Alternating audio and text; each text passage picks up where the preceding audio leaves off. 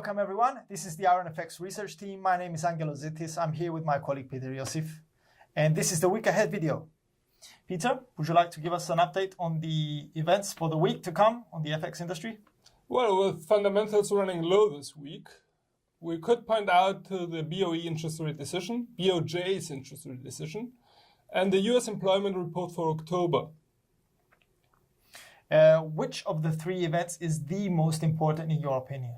Should I pick one? I would most probably pick the US employment report for October, which has a consistent number of the NFP figure, which is expected to rise to 190K. The unemployment rate is expected to remain at a record low level, and the average earnings are expected to grow. So we could see that there could be some strengthening of the US dollar due to a tight labor market in the US economy.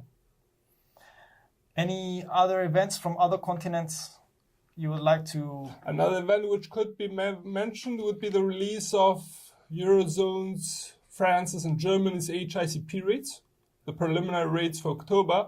They are all aligned and they are expected to accelerate and thus provide some support for the euro. However, I would like to turn this conversation to the oil market. I heard that there was some conflicting news about the oil market.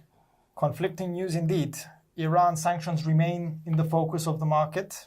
We see India, China and Turkey reducing their supply from Iran, but not able to bring it to zero levels at the moment. India has stepped in saying that they will need approximately until March to be able to bring in the levels at zero. However, in the US, we see a split situation. We see John Bolton being aggressive towards Iran, and we also see the State Department officials keen to balance sanctions in order to avoid any spike in oil prices, because that remains a main fear, a spike in oil prices. Okay. We saw some allies of the US, Japan and South Korea, reducing levels to zero. We saw Russia's energy minister confirming they will not cut production. There is no need to cut production at the moment as there could be a deficit. Wow. However, if we go back to the US and the weekly readings, the API weekly oil stock came out with a 9.88 million barrel surplus. Wow. And the US Baker Hughes oil rig count came out with 2 oil rigs increase, which gives us the message that there's increased demand and increased production.